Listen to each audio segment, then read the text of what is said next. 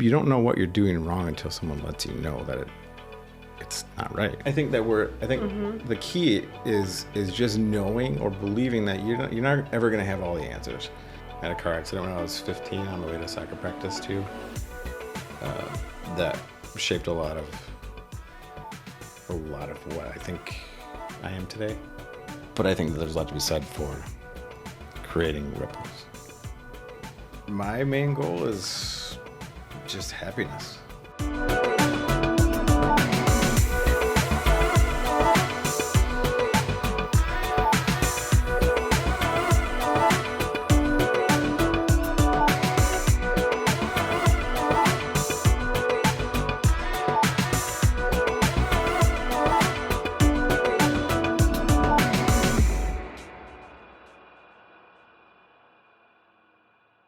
Awesome. Well, welcome to the Shoreline Show. We are so excited to have you today.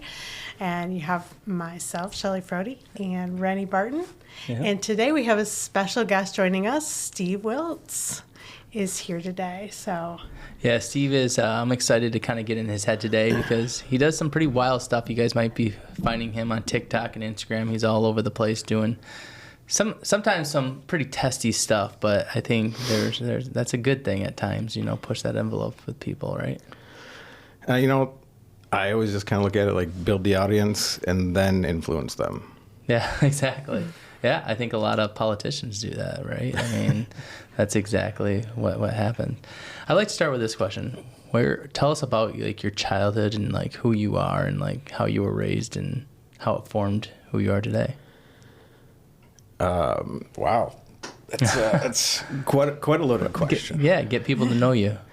As a kid, I was kind of a dork, I guess, per se. Right. Got my smarts from my mom, got the mechanical side from my dad, and so school was always came, I don't know, fairly easy to me, I guess, to the point where I had to go to like an extra school. Like half the day. Really? Yeah. Because it was too easy for you. Too easy, and yeah, I just needed more of a challenge, I guess. Yeah, I absolutely hated that because that just got me mocked more and more. To the point where I would wake up in the morning some days and I just wasn't feeling it, and take the old thermometer and do the rub on the pillow. Mm-hmm. But then not Did that too actually hot. Work? Oh yeah. Really? That's awesome. No, I don't know if that was my mom not knowing and being like that naive to it, or if she was, she knew and it was just gonna, you can have your day. But I really think I had her fooled, or at least I did at the time. And to this day, I think I probably did. Did you ever tell her that you used to do that? I don't know, because that stuff does come out, right? Right. Like all your little lies that you told your parents. It's funny because that's probably your first entrepreneurial spirit right there, just coming out instantly. My girls will tell me stuff now. Hey, did you know we did this? I'm like, I just don't even want to know. We can go off on a tangent on that one. So yeah. I had my front tooth got knocked out in, I don't remember, what, 6th or 7th grade. Mm-hmm. And so I had this flipper. And it was literally just a tooth on kind of a retainer that would just sit on top of my mouth. And so in high school, we got into, doing your high school drinking and partying and stuff like that. And I think it was probably my sophomore or junior year. I was at a friend's house and we had, a couple of drinks and beverages. I got sick and I was relieving that sickness into the porcelain throne, and I puked out the tooth. Oh no. The whole retainer or just the tooth? No, the whole thing. So it came out, you wouldn't come off that retainer. Yeah. And before I saw it at the bottom. And so you had to reach in. And by the time I reached in to grab it, I pushed it down and around, and it was gone. So I sold my mom and dad this story that I was driving down the road and I accidentally spit it out the window. And I was never one to really give up on something I truly believed in. And I had to make them believe that that's what I was doing. So you sold the story. Sold the story. And then we spent, I don't know, 2-3 hours. Looking for it? No, you didn't. On Leonard. Yeah. On the hill. going down between Coble and Walker That's there, amazing. looking for this thing. Got out of the car. You're I mean, not looking. You're They're like, looking. I was You're looking. walking, but you're not looking. Oh, yeah, I was definitely looking. I mean, I knew it wasn't You going to knew be you there, weren't going to find it. but I was looking. That's awesome. That's So I think I did that with my hilarious. mom. I don't think my dad. I don't know. My dad believed a whole lot, but he knew I was too good and was like, yeah, whatever. We're just gonna, do whatever. So yeah. So Your there's mom probably was smart enough. She That's probably was like, hilarious. I'm just going to torture you by making you look for this thing for the next 3 hours. I finally told her maybe 5 years ago that that's what happened, and she could not believe it and was beside herself. And Really? oh yeah, my mom, wonderful, wonderful woman, and was a great mom, and still is a great mom. Very naive to certain things. Yeah. So I had a easy go on that end of things sometimes. But yeah, she had no idea. And there were other things I would tell her, and she's just like, no way. Oh yeah. I could tell you in detail what it was. I can't tell you what, I had for lunch yesterday, but I can tell you exactly what it was Yeah. back then. So I had one time my phone, I had a hoodie on and I had my phone in a hoodie. And then I reached over to flush the toilet. And at that exact time of me flushing it, my phone went in. And you wouldn't think the phone would actually go down the pipe, and it did. really, Yeah. back when we had like the little Nextels and the beep beeps. No, it was just a full smartphone like this. Really? It actually made it ways down. I was able to get it out because it went like around Caught. the two. So you had Couldn't the make the toilet turn. and it couldn't make the turn. So I had to take the whole toilet off and yeah. Yeah. So you want to use my phone? I'm good. I mean, I'm not scared, but I'm good. I got my own. Right, We'll stick with those. Right. Well, I think But- that personality that you had, I think, kind of hitting on that is, I think there is some entrepreneurial spirit that you had at that time. If you think about it, it's a figure it out type of attitude that you Right. had, right? So Yeah. go on with your childhood. Let's hear about it. I mean, grew up on the west side of Grand Rapids. West Side's the best side, I heard. The jury's out. I mean, I loved it. It was great. Yeah. I like where we are now, but Yeah. yeah, you kind of never leave. Once you're a West Sider, you're always a West Sider. It seems like, and not a whole lot changes over there all that much, but Yeah. so yeah, grew up over there. We didn't have a ton. My parents put us through private school. I have two sisters, so I felt like we were always. So you know how there's the below the hill, right, and then there's the Oh, above yeah. the hill on the west side. So we were down in Alpine and Leonard, which, at the time I didn't realize it was as much as it was, just because it was our Yeah. life. We knew it. I walked around. You know how to carry yourself. You know how to interact with people. I think that comes with a lot to say too. My wife, even now, growing up the way she did, we go down there and she's locking doors. Yeah. Yeah, you're kidding me. It's not that bad, but it's just different ways of growing up. So Well, it's funny because me and my family will go to even places like Guatemala, and people are like, "You take your family there," or Puerto Rico, and it's like, most of the time people that get themselves into trouble, they actually do something to warrant that a lot of the time. yeah, If you mind your own business, people are just trying to live their life. They're not going to mess with you 90% of the time. They're just doing their thing, whatever their thing is that they're trying to achieve. But typically an innocent person just walking down the street. Now, it does happen. I'm definitely not saying that doesn't happen, but yeah. No, For sure. Don't cause trouble. There won't be trouble. yeah, exactly. Right? And you get sort of street smarts, some common sense things you don't want to be doing down in certain countries or certain areas. I mean, Right. Use your head a little bit. Yeah. You don't have a problem. That Don't way. be staring people down as you're driving by. Things Right. like that, It's funny how far a simple head nod goes. Oh, yeah. for in the sure. right direction. Yeah. Yeah. Now, not dogging on women or anything like that. It's just the men versus women thing, where the head nod means two different things, whether it's Right. down or it's up, Oh, yeah. Right. right? And so that makes In a big Haiti, difference. it means that you're looking in Haiti. That's one of the things they taught us in Haiti. Did you remember that? They said if you did this in Haiti, you did the head nod. It meant that you're looking for a prostitute. Really, So you just didn't do that in Haiti. You didn't Yeah. nod your head and do those things. you just level-headed all the way through. Yeah, yeah, Yeah. I mean, yeah, that's At least that's what they trained us on. yeah. So what does it could be mean right. here? Well, I think down is more of a respectful. Yeah. Yeah. Hey, it's not as open and friendly. Whereas hey, this is like a hey, what's up? Yeah. Or a kind Calling of you thing. out kind of thing. Yeah. Or it could mean depending on all sorts of body language is an amazing thing. Right. Right. But yeah, so when you're just in an area you're not familiar with, I don't know. I think it becomes like a sixth sense for for most people, or people who have been there and done that, you know. Yeah. I would say males in general maybe have a little more sense of it, because you don't see women not walking by and nodding at each other. Yeah. No. You know, it's a guy thing. But yeah, just little things like that make all the difference in the world down there. So it wasn't a horrible place, and it's not a horrible Right. area now. And you know, West Michigan in general isn't bad. No. No, it's a great You know, place. Yeah. You can find anything anywhere, Definitely. no matter where you are in what city. But You could be in some of the nicest cities and find trouble if you really want to find it. oh yeah, I mean, you go looking for the wrong things, you're gonna find it. absolutely. Like I knew people that lived in the suburbs and lived in multi-million-dollar homes, and still got themselves into trouble that they probably shouldn't have been in. You know. Yep. If you're looking for it, it's there. It's there to find. Yeah. That's for sure. Yeah.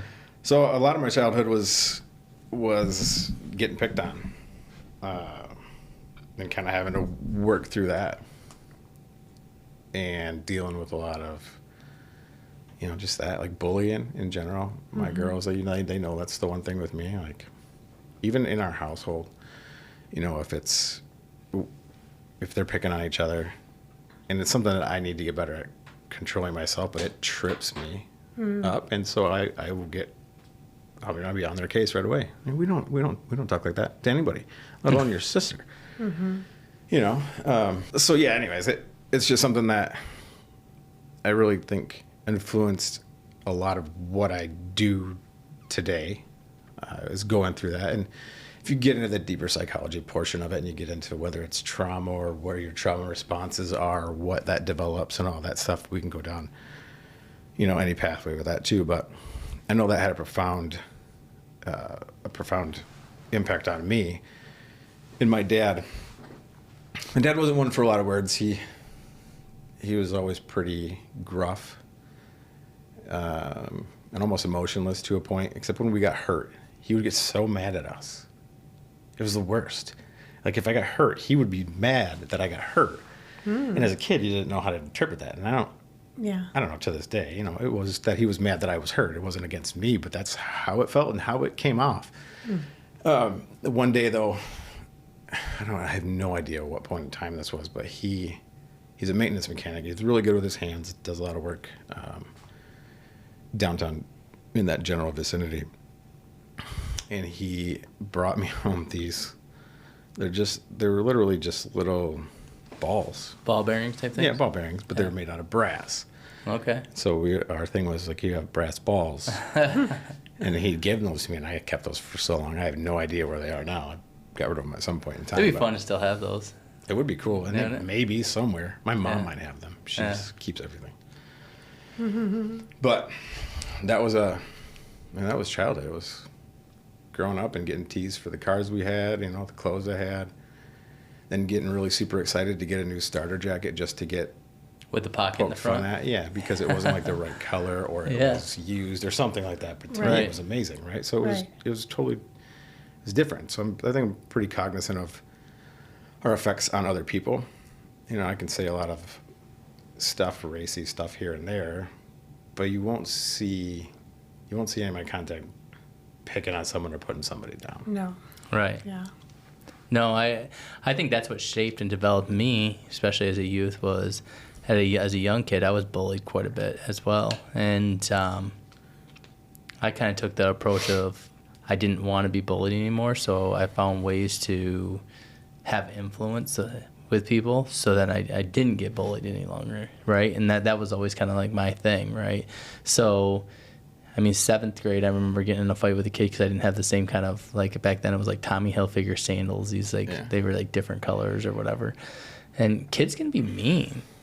Mm-hmm. And you start to realize, like, that you definitely don't want to be that person, so you end up trying to be a person of influence so you can protect those people, right? And I think that's kind of was always my attitude with it. Mm-hmm. I think it also makes you manipulative as just a response, or it did for me, because I got really good at, like we were talking about, selling a really good lie. Yeah. Right? Or in the back of your head, I'd never forget, but, I'm not going to do something right away. It's more of like, okay, a couple years is going to come back, and destroy you then. And that was like the mindset when you were that age. It's funny because I can relate to that. Yeah, Yeah. absolutely. 100%. Right? Yeah. There's a couple of things that are, some people got some things coming, they don't know it yet. Yeah. We're Yeah. going to find out here in the next 10 years or so, but we don't know what It's that's going to funny be how or who true that that might is. be for. Yeah. Yeah. You know? But yeah, I think that's one of the kind of a side effect of that too. Well, that's what I've never understood, even like to people that do things bad to people, because like you can do something bad to somebody. Like, for example, one of my kids used to play travel ball, and one of the coaches would do some things that I didn't necessarily agree with. And I'm like, and that I wouldn't say we're the right way to do it. And I'm like, yeah, you have the power right now, and I'll shut up, right? And I'll just sit here because I don't have any authority over what you're doing. But there will be a day that your kid probably is going to come to me and want me to work for me. Right. And that might not play out, but I have forgiveness, so that's not the case. But you do think about that. You're like, you're gonna need me someday, right? Mm-hmm. You might need me. Why would you want to burn the resource and not do things because you want to benefit somebody or benefit? Does that make sense? 1,000%. Yeah. When I say that I get back at people, it's never in sort of a super hurtful way, but I just, that karma has a way of coming back around. You're going to get back what you put out into this world, and eventually it's going to come back and bite you in the butt, which puts me in a position probably at some point to tell you, hey, I'm not going to hire your kid. I got this fantastic opportunity, but you know what? Yes, if anything like you. Unfortunately. Yeah. Position is filled. Right. So, yeah, I don't know. Life's just got a funny way of working itself out. Every decision that you make matters. Oh, yeah. And that's what you start to realize, that if you make decisions and that's what always throws me off about people that do things that are goofy or scandalous towards people or not ethical, because it's like, I've been out of the country and people have known me. Like, oh yeah, I knew how it related is we were in a different country one time, and somebody said the way I called it a roof, they said in West Michigan, they were able to pinpoint where we're from. And then we started mentioning people, and they go, because we say it, and I guess in West Michigan, like a dog would say it, not like actually what it's called. They just knew because of the accent we had. But we were able to relate that to people that they knew from West Michigan because they said it like that and we knew them. So it's like, you never know who you're going to know, right? And just to burn bridges with people, even if you're from a different area or in a different area, to act a fool and not treat people the way they should be treated is probably not a smart idea. Yeah. I would say I kind of act accordingly. I don't know. I don't know.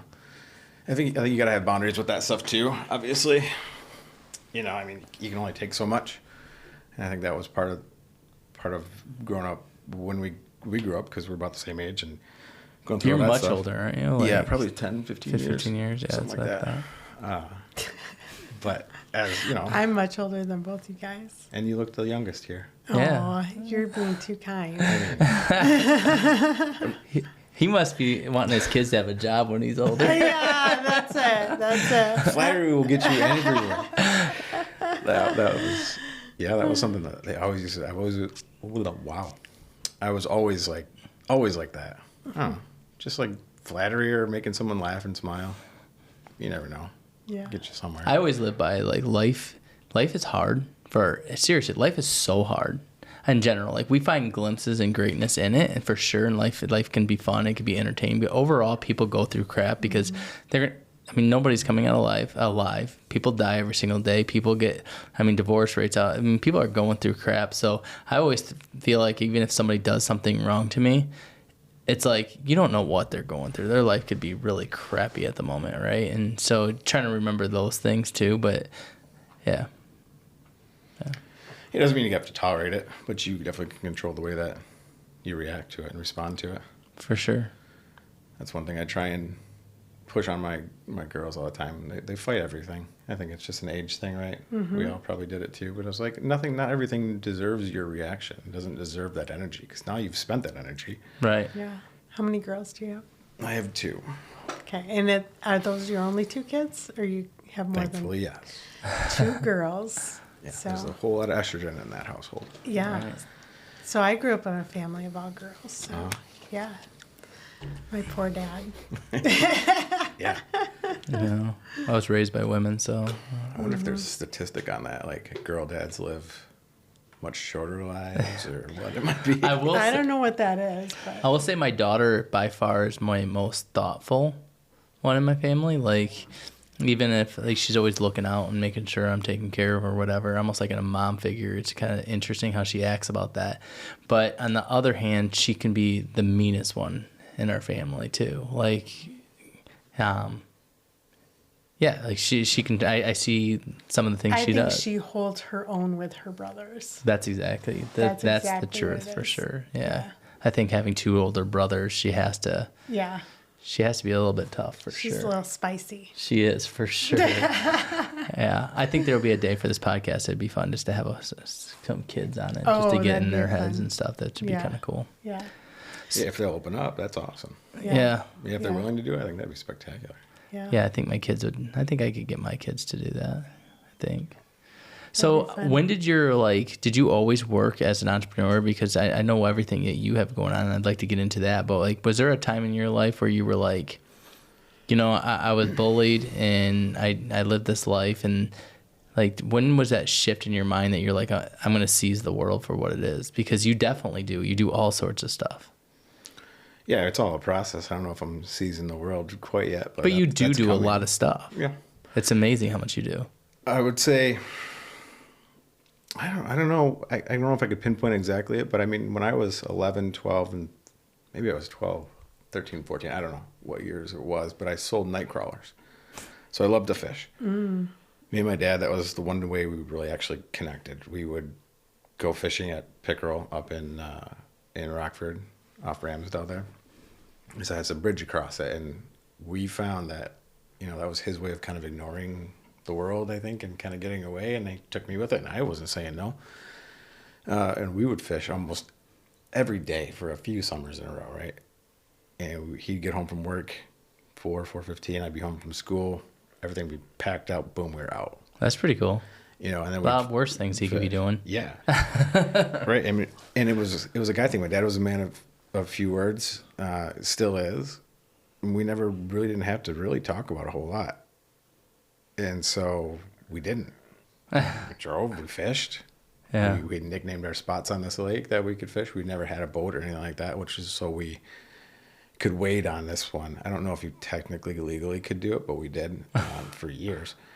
And so I always had something going on. It seems like I was always coming up with some business idea or whatnot, but I started looking into vermiculture and night crawlers and worms and weird stuff at a really odd young age. And so he would take me, and we would get permission up on this golf course to go out and pick night crawlers. And it was dad and his son. That's pretty These cool. guys didn't care. We'd go in the summertime. It would be late. Sprinklers would go on. And the courses are always watered, so you got worms galore. And that's part of why their grass is so good too, right? Yeah. So, I mean, we'd pick thousands of them. Now I'd sell them right from my front porch. Like, this is the times we grew up in, right? They're a little different than now. Yeah. And I had a sign that was like crawlers, $1 a dozen. And we always put 13 in there. It was always a baker's dozen in case one died. That was something he always kind of taught me to do. And I sold those for, had to be 3 summers maybe. Did people buy them? Oh, I bought my first truck with the money I made from it. Yeah. Really? Yeah. That's crazy. $1 a dozen. That's pretty $1 cool. a dozen. I think the final year I had to raise it to $1.25, you know, because inflation. Yeah. And we would get the little styrofoam. That was a big inflation year, Gordon 25%. Foods and Yeah. the lids and all that stuff. And you have the cost of the bedding. And my parents charged me for electricity. I don't know how much. I don't remember any of that. It might not have been that much, but Because you had to put them in the refrigerator. yeah, I had to buy a refrigerator. I had my little mini fridge like you guys got upstairs. Keep a certain amount of dozen in there. And they charged me for electricity, and I bought the fridge myself and all of this other stuff. And so I learned about business overhead and cost of doing business really, really young. Yeah. And so, you know, I mean, I kept my tallies, I kept all my figures, and I had pretty decent money in the bank. I could, you know, buy a truck when I was 16. So That's pretty awesome. that was kind of neat. So when it really flipped, I don't know. Somewhere around in there. My parents did Amway for a handful of years. Like the factory or like selling the products? As a distributor. Okay. when I was I growing was up. told that they have actually really good products. Like somebody told me They that do. the quality of their products are actually really good. Yeah, they do have really good stuff. In the business model, and they what they did really well is they sold a dream, right? Like any MLM, and that, and they'll swear up and down to this day. Anyone even that does still do MLM, I don't know if they have the same model or not, but they'll say it's not multi-level marketing. Well, it's exactly what it is if you look at how it is, and that's any of these things, and that's fine. There's nothing wrong with them. It's just that I we think put a stigma multi-level on them. marketing It's horrible. companies are great. I think it gives opportunity to people that put in the work. Right. Right? If you I don't put think if there's you anything wrong with it. No, I think it's great. I think that's one of the biggest misconceptions I think people will say is like, oh, they're awful because only the person at the top. I think most of them are designed where if you put in your work, you make the income. And it's better than having it all go to one person. And that's what most companies are, right? You sell a product and one person gets all the income. And Yeah, here we'll give you a flat rate, Yeah. and then you don't have any opportunity. Right. Or you can bring some people underneath you. Build your own make more money, business. Yeah. you know? So no, I don't think there's anything wrong with those. I think there's a model for that in a lot of things today that don't actually take advantage of it. Right. Right.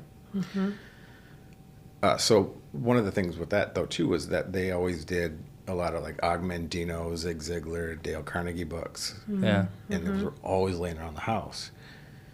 And so I spent a lot of my childhood, doing dumb stuff that kids do, but then also reading books that were way above what any other That's 10, 11, interesting. 12-year-old would be reading. Yeah. Return of the Rag Picker or A Greatest Salesman in the World, like really good Og Mandino books. Yeah, no joke. At a super young age. And so, I don't know. See, I didn't even hear about that stuff until I was older. So that's Right. interesting that your parents were into that kind of thing early on.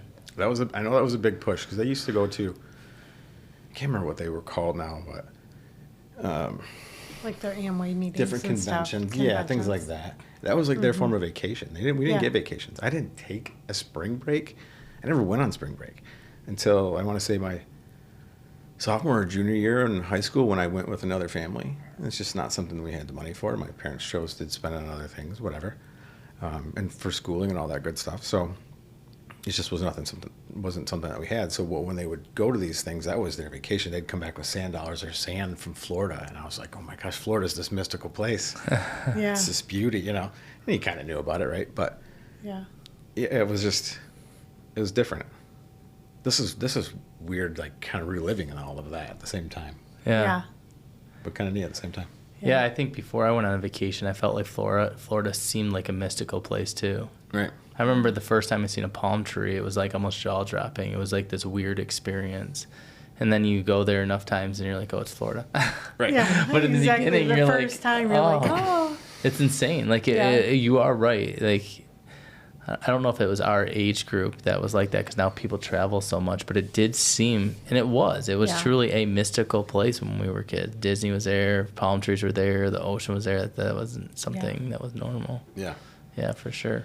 We got Lake Michigan, but it's definitely not the Gulf or. With that being said, though, if I go on vacation and I go to, like, there's a lot of nice areas you go to see the Red Rock in Utah and Phoenix and Arizona and all these things, and you see the Red Rock and you go to the desert and it's like that's totally foreign to us.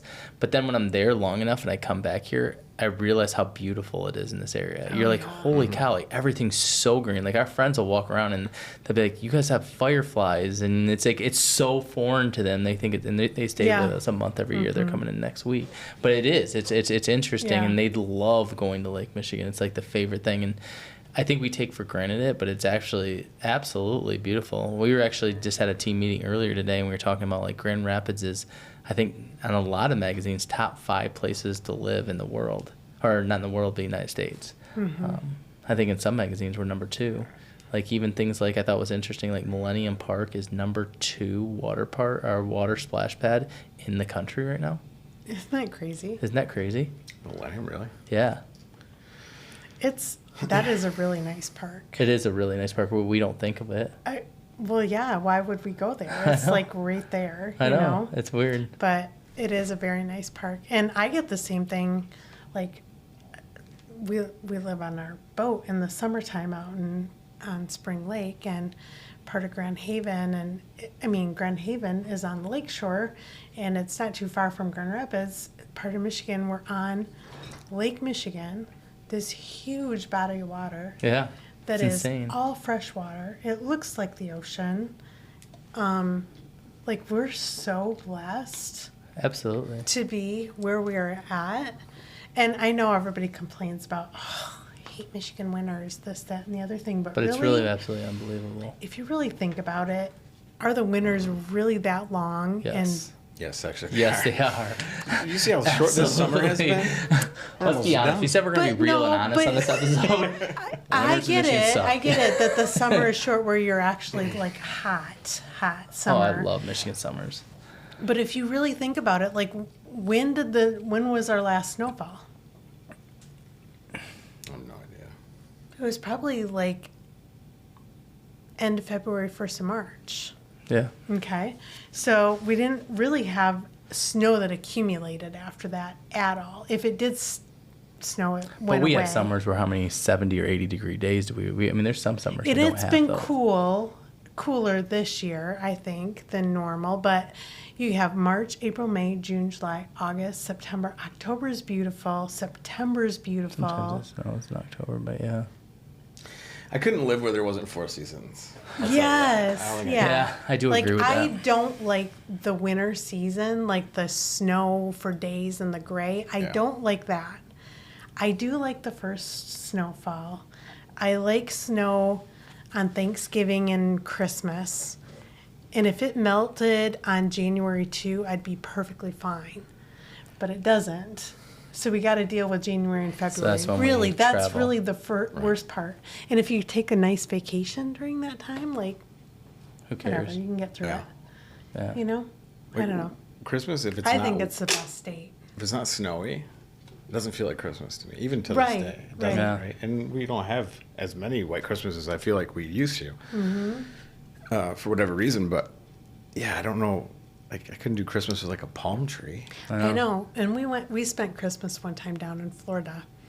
And we loved it. We had a great time, but it was very, very weird Yeah. on Christmas Day. I think the so. seasons also create a culture for us. Like, so Yeah. I have friends like that are over by us and that live in like the Phoenix area. And one of the things, I think we can actually get them on the show, but one of the things that they say here is like it's something different. Like we pack so much in our summers. It's almost like we're like in general, like culturally, we live life so big in the summers. Like it's a big deal here. It for is. us.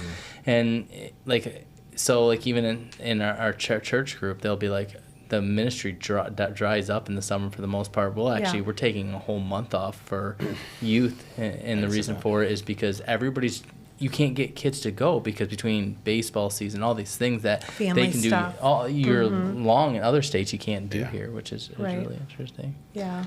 So back to you, Steve. What do you what projects and what's your main focus right now, like in life In life. and just in general everything? Pinpoint Like, that down a little bit for me? Jeez. well, I mean, I'm trying to get to your TikTok stuff and what you do with that, and you're kind of blowing up on that, and then you're also doing a lot with lending and divorces, and you're doing a lot of stuff right now. Hit on some of that. Yeah, I think my main goal is just happiness. I mean, what is that, right? I don't know. But I'd say I'm happy. Some days I'm not. I think that we all have so much to bring to the world that most people sell themselves short of the influence that they actually have about or on everyone else around them.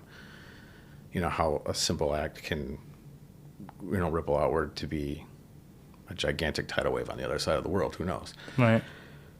And so I guess that kind of comes into, I do a lot of stuff on social media, and it works really well, I think, in any avenue almost. I think that especially with how technology is evolving and the influx and influence that AI is going to have, That's going to that be wild. the one thing you're not going to be able to replace is visibility. And if I would rather see myself being that visible person or some celebrity who is touting something that I don't necessarily believe is in line with my beliefs or what I believe is right, I'd much rather it be me.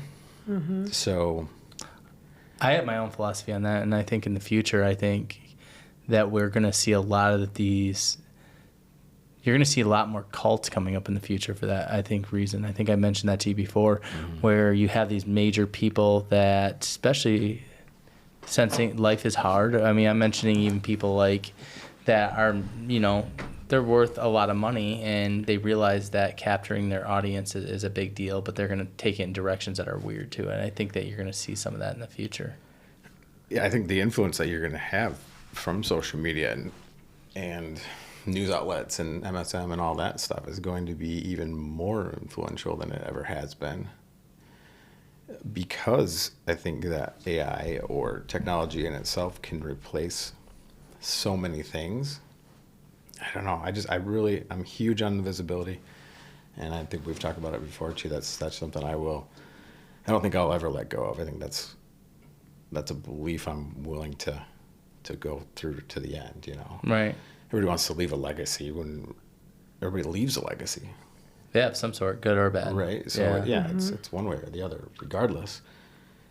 But everyone wants to be big. I don't really want to be huge. It's become something that's neat and more of a mission for me, than anything else. And it spills over into the lending side of things. And that has been a blessing, not something that I had intended on it being used for. I just kind of got hooked on what drove the marketing, or what drove, a video to do this, or watching viral content, or why is this doing well, and everything's different in different avenues. And it's just become an obsession, and something now that my wife and she loves doing it. She says she doesn't, or she told me the other day, she's like, I do like these. This is, it's fun.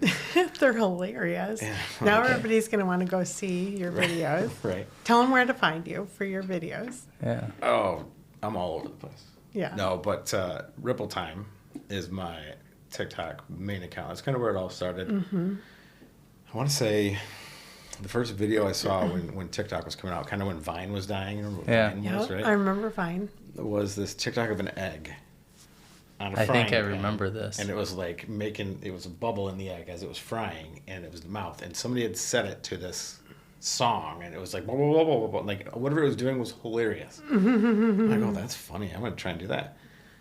So then a good friend of mine that owns a computer, he's really more of like a digital marketing company. And I don't know what else. He does all sorts of stuff. This guy has got tons of entrepreneurial spirit too. But he had been talking, and we had always planned to do something together.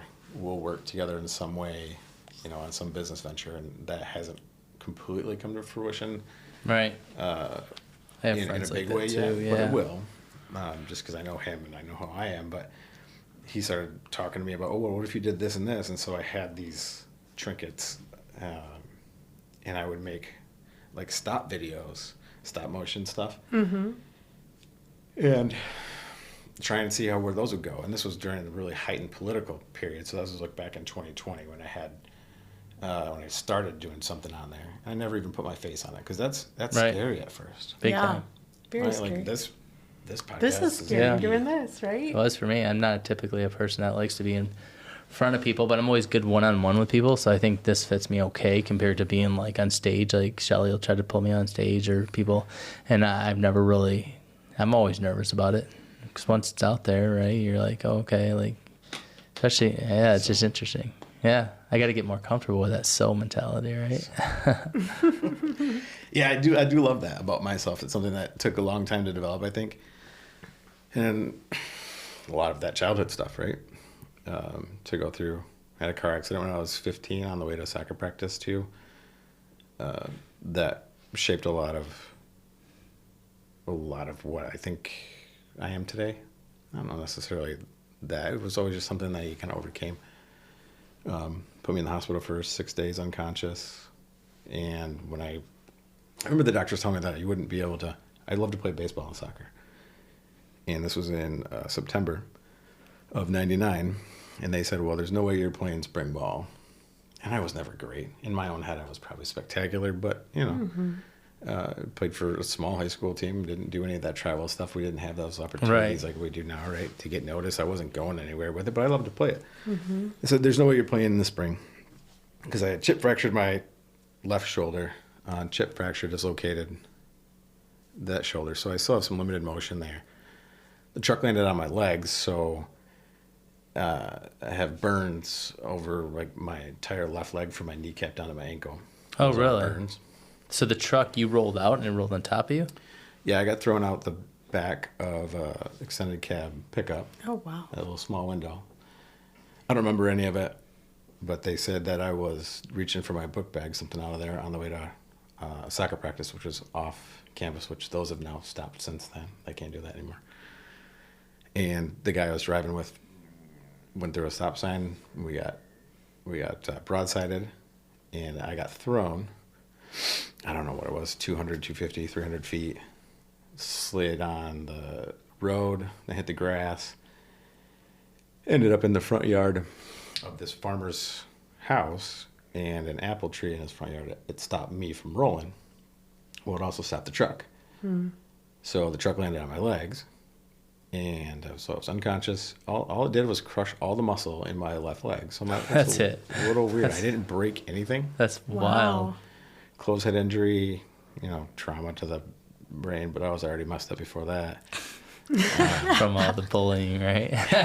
Right. So Kids punching you in the head. that's a whole nother story with that too. But yeah, then they said, you're not going to do this, you're not going to do that, and I said, okay, well, watch me. Yeah, And so somebody that was just fun. needs to tell me that I'm not going to do something, and Don't ever. don't ever do that. That's a dangerous Or thing actually to do. do it. Bring it on. Yeah, you right. know. I hope they do, because otherwise I'm Exactly. like, nothing to prove. Who cares? Right, Yeah, there'll right. be nothing that motivates somebody more than telling somebody that they're not capable of doing it. Right. Yeah. That's why you got to be careful what you tell people, because if you, Right. if you Well, in the don't- wrong sense, it could be Yeah. a bad thing. Right. or if you like somebody, maybe you Right. can use it towards the advantage, right? Right. That was a big driver too with social media. Like it was never, I never broadcasted it that to like any of my friends or anything like that. I started out really talking more about the mental health side of things, trauma. There's a whole bunch of stories between that story and the social media journey too about things. But it turned me into a very empathetic person. Some people call it being an empath. I just call it being highly empathetic, because when someone identifies as something, I feel like it's a crutch, and then they feel like they can't get out of it. So if you ever see it in my older I respect that. I videos, agree. it's like, oh, well, I'm an empath, that's why I'm this way, or they'll do it with their signs. So Yeah. like I'm a Pisces, I'm that way, or a Sagittarius, I'm that way. Yeah. Right. That's a crutch. Like that is, Yeah. I hate that stuff, because it takes you out of control, right? But it also Right. takes that responsibility off you. So that's why people do it. I 100% agree with you. I think one of the biggest things people do, and I might being raw here and real with people, is I think people even do it. I see it in school, like, oh, I'm ADD, I'm ADHD, I have anxiety, and I Yeah. think these things exist. I'm not saying these things don't exist, but I think it gives It's them the label that gives them an excuse. and it kills them, right? And it'll actually hurt you, instead of saying, yeah, I might have, I'm just uniquely me, and I'm gonna figure that crap out on my own. Yep. Instead of labeling it, like, so I think labeling things that I think you said, I think it gives them a crutch. That is 100. I will die on that cross. I too. agree. That will, people let things define them. Yeah. Like you're capable of anything and everything. 100%. Sometimes you're not going to be a pro athlete. Okay, fine. Well, we all Yeah. have anxiety. We all have some sort of Right. depression. We live in Michigan, for crying out loud. You don't get sun for like 4 months at a time. That Seriously. seasonal stuff Yeah. sucks for a lot of people. Yeah. But when you understand it and you don't use it as a crutch, like, okay, that's just what that is. Yeah. Okay, that's Then what you that can- is. How can I overcome that instead of using it to, Right. It's that extreme ownership. yeah. Yeah. Right. It gives them Yeah. an excuse to say, like, for an example, is like, if you know it's that seasonal thing, it's like, these are the same people, like, I mean, there's so many options. You can go to a tanning booth, you can Take eat vitamin healthy, D. take vitamin D. These days, that does wonders. Yeah. Right. I can feel that if I'm just slipping. Like, Yeah. This isn't great.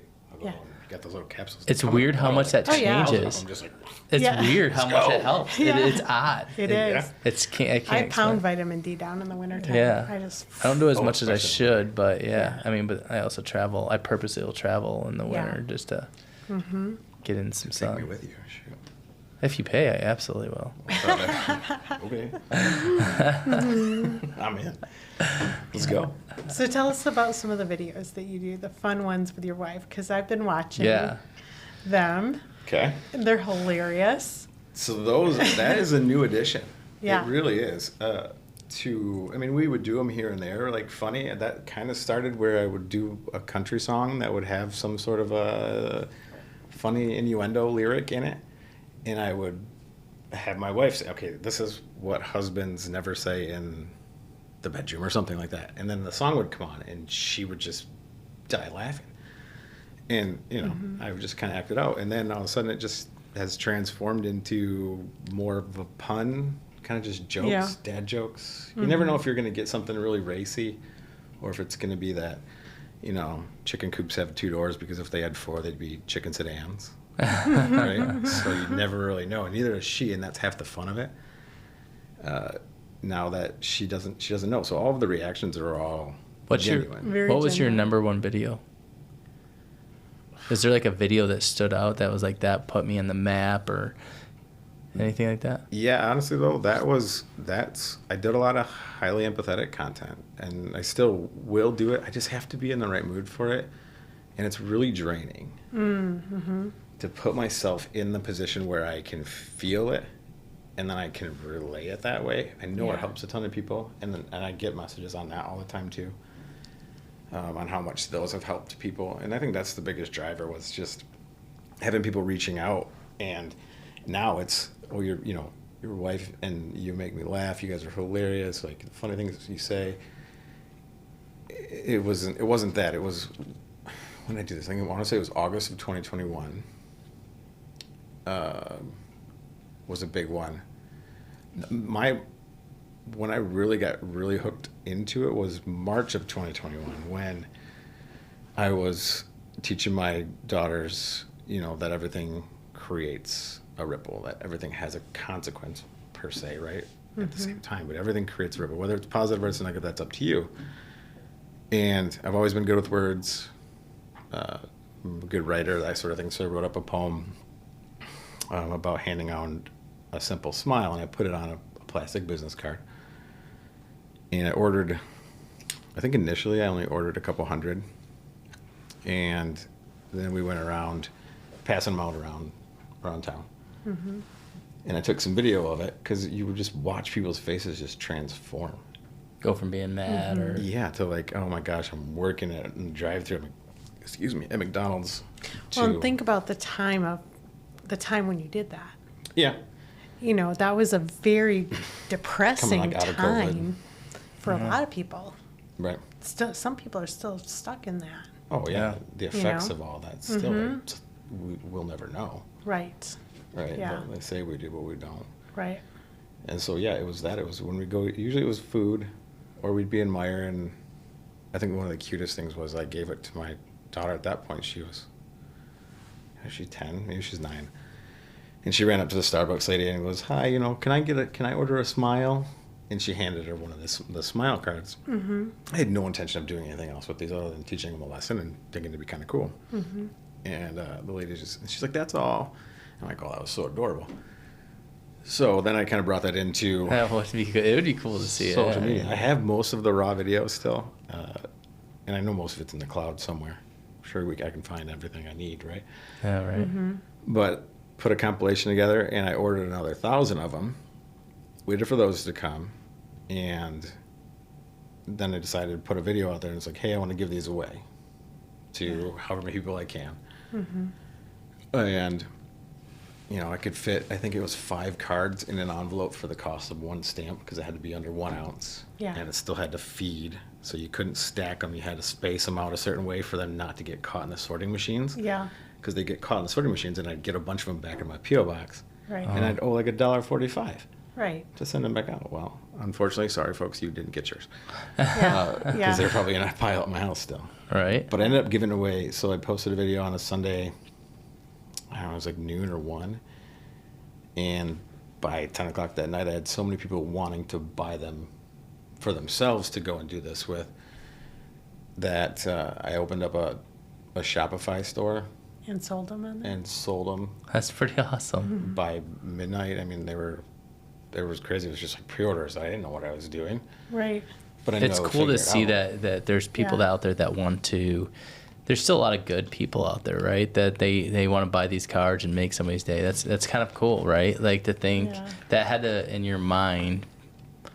That had to like make you feel good knowing that there's that many people that found putting a smile on people's faces important. Yeah. It's something as simple as that. It's in 22 different countries now. I think I've shipped to Wow. 240,000 of them floating around somewhere That's around crazy. there. Yeah. I don't push them on there much. They're still probably on my LinkedIn bio page on all my platforms, but I haven't made a video about them in forever. I should. Yeah, Because it's because you kinda probably neat. get a bunch more Yeah. sales. Yeah. New And- people that haven't seen it yet. Well, yeah, that's the thing is it's always evolving Right. because I think back then I had like 30,000 followers. I was like, yeah, this is going to go crazy. When it took off like that and I had so much in sales, I want to say I did like, I don't know, 15 grand one month Wow. in just raw sales of That's wild. small cards. I don't remember what all the overhead was, but As a hobby, at the time. yeah, Like you but didn't expect it. Took over life. Like I was shipping out I went to the post office and I had bins. I would take 5 or 6 bins and just drop them off. You get like special treatment at the post office if Oh, you yeah, mail a lot they of do. stuff. Yeah. They're like, you just come around the back, just put it up on the loading dock, throw your manifest in there, and we'll just take good care of you. And they knew me, and it was great. That's I amazing. was living high for a couple months, and then it died off pretty quick.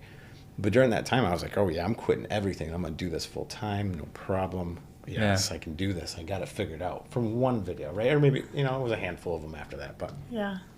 it gave something for the kids and to get really involved with and do some videos for me or with me on too. And it was just neat to kind of have a common goal with that too. So Is that Shopify account still out there? it's still out there. That's Oh, pretty yeah. amazing. So yeah, I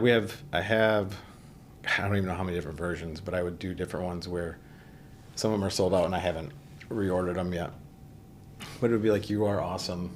Just thought you should know. And it just has the smiley face and Yeah. a hashtag on it. That's pretty cool. Those went pretty fast. I could actually probably reorder those and be confident that I'd get those sold. But I have a bunch of inventory still. I want to say I probably ordered like 600,000 of these things. So I got a few 100,000 in the basement, Yeah. I'm confident they'll go if you do a Oh, they're push. not going anywhere. Yeah, I'll get rid of them. Yeah. And not get rid of them, but to get them out in the world. And I think it's just neat because I've had a lot of really deep messages off of those that they made a big difference. I've had a couple of really cool experiences as handing them out myself. And so I think that was a part of a struggle too for my wife, was going from that sort of content, and then I talked a lot about being highly empathetic and some of the things that you go through. Mm-hmm. And it's not like it's exclusive to having that empathetic trauma responses, which I believe it is, because at some point in time you had to know what that room felt like for your own safety, right? Like for me, it was my dad. And Dad, if you watch this, hey man, this is what it is. Because it would go from 0 to like, holy cow, really fast on an anger scale. And I don't regret that. I don't think it was what it was. And being a parent now, I know I can probably do that really quickly too. Mm-hmm. So I would talk about a lot of that stuff, and that my wife didn't understand that she didn't have that. Right. So we never really connected with that stuff either. Because it was your experience, not hers. Yeah, and so when people would say like, they would still recognize me or send messages, all that kind of good stuff. My immediate circle never gave me any kind of affirmation. Right? My wife was like, "This is weird." Right. My kids didn't watch it because it doesn't show up on their algorithm for stuff. Yeah. And I would just kind of have to hide and do it, almost is what I felt like. Yeah. Do them all in my truck, or I would do them while my wife was at work and it was just me at night, or I would come home and nobody would be home, and then I would do a video at the kitchen table. Yeah. Right. Right, and it was weird because that's just how it was. Yeah. I think I hear that a lot from a lot of people. Is sometimes it seems like your family is sometimes the last ones to really buy into what you're doing a lot of the time, because for some reason you'd think it wouldn't be the case. I'm trying. But they don't want change. They don't want change. They don't want it to be different. They like it how it is, or they want it their way. And so when you're doing something that's different, Yeah. So how did you switch from that to what you're doing now with your wife? I still do. So if you go and you look through there, you'll see some of the empathy videos still. That I'll still Yeah. do some current ones. Yep. And I really would like to get back to that because I felt like they were really influential, and it's a different side of me. And that's Yeah. the thing too that I feel like we miss when it comes to social media is Yeah. that everybody expects you to be a certain way, Yeah. a certain thing. And so does the algorithm. So when you put something different, Yeah. it's not going to get pushed. And then all of a sudden it'll pick up because now you hit on a different algorithm. And then life works that way. Yeah. Like it just That's does, good. right? Like your relationships, your friendships, your work, really, it doesn't matter. The second you're trying to do something different and that's out of other people's comfort zone too, they don't want to see you succeed because they are happy sitting back and not putting in the effort. And that's not a bad thing either. That's Well, I think just then a you also preference. you will see the opposite, where you'll see some groups where one person will take off and then other people are expired, and you'll see these They will groups come of with you. people. You're like, whoa, wow, that's a really influential group of people over there, and they're all doing things on high level. Not the same stuff maybe, but they're all doing their thing because it basically that one person doing it gave everybody else permission in a weird way. Like, hey, you're better than this. You can do big things, right? Like, yeah. Yeah, and I think too, I think we've talked about this before. There's a really good video. It's old. It's at a music festival, and it's about the first follower. It's not necessarily the leader. The leader gets all the credit. Right. Like, cool, I go and I do this. But that first person to accept that, find value in it, express that, then other people see that. Now that gives them, okay, now I'm not just looking stupid. Right. I was following that guy who was following that guy. Right. And that's where you're going to see that cult mentality Yeah. Yep. also. So it can go both ways. Yeah. Right. But I think Well, the I first think- follower doesn't get the credit that they ever deserve. 100%. I think the first person that takes that leap of faith to follow that person, and then a lot of people fall in line with that. Going back to that whole cult thing, I think it comes with trauma too for people. There's a lot of bad things that are happening in life, and life is expensive and life is hard, but these right people could easily guide these people to, I got housing, I got food, I got shelter, and I got the things that you need. And I also have a belief system of happiness instead of it being necessarily just grinding on yourself. So the people that can put that together, I think you're gonna see a day where cults are really prominent in that aspect. So I think the people that are good people, I think you're gonna see it, and I call them cults, but they could be just communities of people. I think we might even go back to small communities where you have like small communities going back to and saying, okay, I wear a certain type of shoe, but I don't necessarily know if that comes from China and that is child slavery attached to it. But I know I can buy Steve Wiltz and he makes these shoes out of his garage. I can see us going back to small town where people are sick of it. And they're just like, you know what? I don't need all this stuff. I'm not a consumer mindset. It's more of a, I just want to help my community type of mindset. I can see us going back there because you're going to need your people in your corner. I can see that being possible. Community gardens. Yeah, the whole deal. Greenhouses. Yeah, instead of Yeah, buying. those kind of went away, didn't they? Yeah. Like, wasn't there used to be a huge one right on 32nd, I want to say even, and I don't know where that went. Maybe it wasn't 32nd, but somewhere in that area. There used to be a big conglomerate of that area, but that's gone now. I don't know. We've lived over here I was for part of a long one. time. Yeah, I was part of one off of Cottonwood. It was called Trillium Haven, I believe it was called. And you would pay a yearly due. I think it was like $1,500 or something like that. But you would go there and you would get it was in a barn, and you'd be able to get all your fruits and vegetables for the week. And it was every kind of fruit and vegetable you can think. It was actually the most beautiful farm I've ever seen. Like, you'd have rows of, I mean, everything you can think of was on this farm. It was awesome. And I think we might see that come again because, I mean, I was even telling my wife, I was like, for a while, I think it was celery. I was like, got to be really expensive. Something as simple as that. I was like, dang, I think it was like forget what it was, like $1 stock. I was like, how much of those I could put in my yard? I was like, and just like you were talking about the night crawlers, something as simple as that. And you're like, oh, I bought my first truck off of that. I'm like, I think instead of making one person $100 million, you might be able to find one, a person in your town, and they might be able to become a millionaire off of selling night crawlers, right? Something stupid like that. Maybe. They do. There's a lot of money in worm poop. Isn't that crazy? Vermiculture. yeah, it's when they process it. I know we're going off tangent here. No, this is good. The worm poop is extremely valuable. What's as a funny is that my fertilizer. aunt used to work off at Amazon, and she says that those would explode in the packaging, and she says it's the worst thing you'd ever have to deal with at Amazon because you literally have worm Yeah. stuff, crab everywhere. Yeah. Nice. Yeah. Yeah, that was my goal probably back then. Yeah. It was hey, I want to get into that. Like, you get farms, and those guys make a lot of money, and they sell it for loads and loads of money. You can find it in the stores, and it's not cheap to buy worm poop. But don't you think people crazy. will get sick of buying on like these huge scales and go localized? Don't you see that coming? Yeah, absolutely. So there's a local U.S. company also that is only U.S. made. It's also much less toxic, like all of their cleaning supplies and all that sort of thing. Mm-hmm. You have to cut this out, but Melaleuca, have you ever heard of it? Uh-huh. I haven't. So I have heard of that. I use some of their stuff. It's amazing. The stuff is. Tea tree oil. Yeah, it's the Melaleuca oil. It's got all these different things that they have, and it replaces basically all of your the whole conglomerate. Everything that we buy is owned by like 8 companies. Yeah. It's disgusting. Yeah. But nobody knows that because they're on their different labels and they do this, that, and the other. 100%. and nobody has a They make clue. it look like it's Yeah. all these different things, but It's it's such 6 companies that. trash. So a little hack here then. So what we're going to Control see is I everything. hear about your store, your Shopify store. Will we see in the future Amazon numbers? This is a little stock trick here. And I banked on this. I actually bought some. And Shopify going up, or these small town businesses will start their own little business. So will Shopify stock increase, and you'll see Amazon decrease in what they do. Amazon will always be, they're a beast. I'm not going to say we're going to crush Amazon by any means. But as a whole. Amazon killed a lot of things.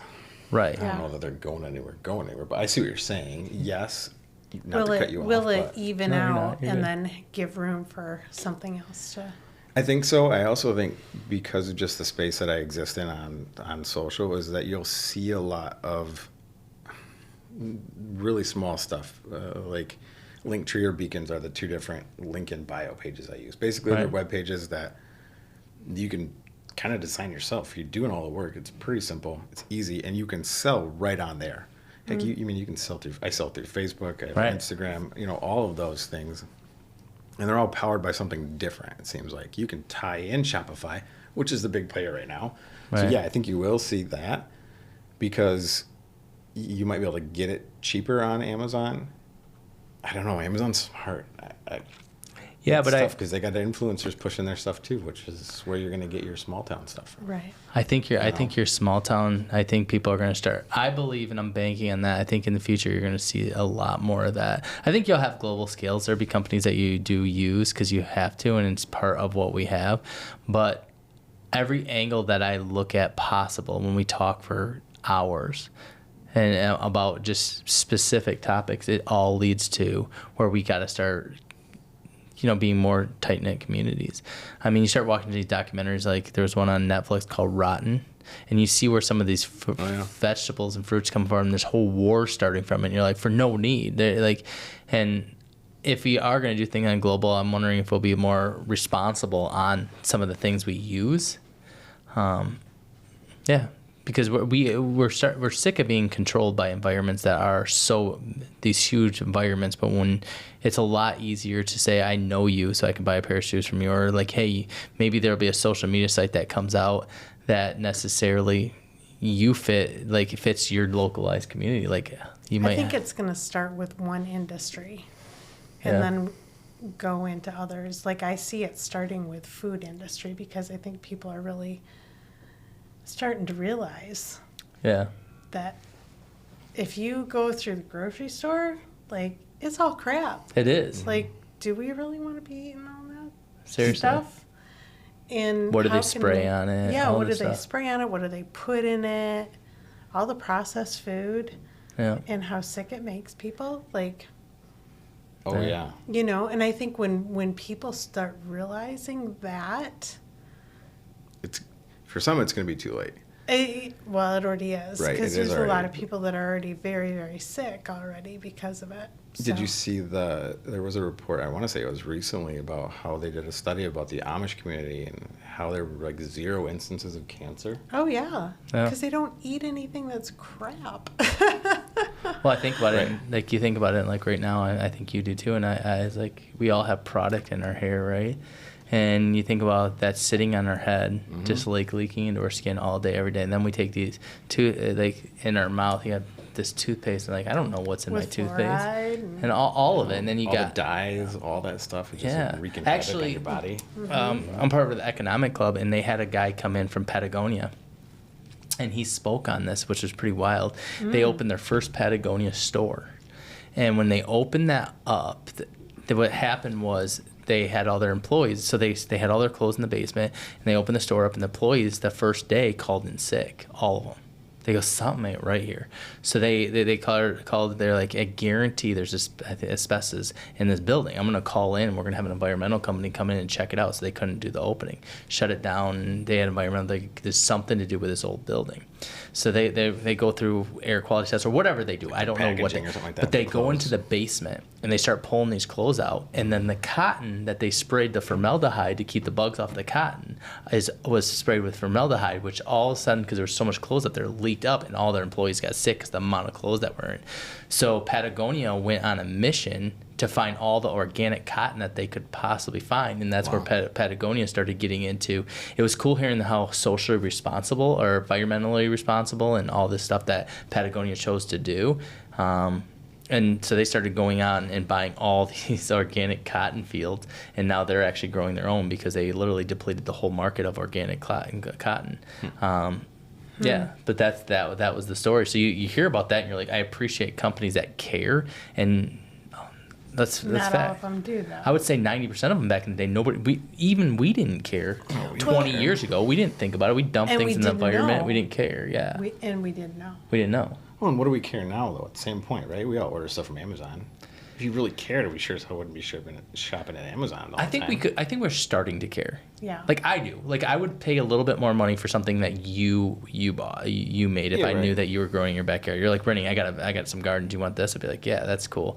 I think the people that are really going to be good with it is the ones that put it together, and city especially that puts it together and says, you make apples, you make cherries, Right. you make whatever you make, and then they have these farmers markets in the future, and people are going to go there because it's just too much work to go to all these places. Well, So we're going to fly to them in our flying cars, though. We have to. yeah, Because if that's not a thing in my lifetime, yeah, the drones. Yeah. count me out now. I'm done. I Dude, want don't a flying get me car. It was supposed to be now already. I know. Don't get me started on that. We have Nikola all the Tesla technology had for the them. last 20 years. Junk. They but, do exist. But we They're there. do not. We don't have them. I'm like, this is the craziest thing. I know this They don't totally want us took there. Let totally the different aliens turn. come down and pick me up in their saucer. I'm cool with that. I For don't real, care. like right, beam me up. We're not the smartest things in this universe. There's absolutely no way. But no, for sure, anyways. flying cars should be the easiest thing we should be able to do.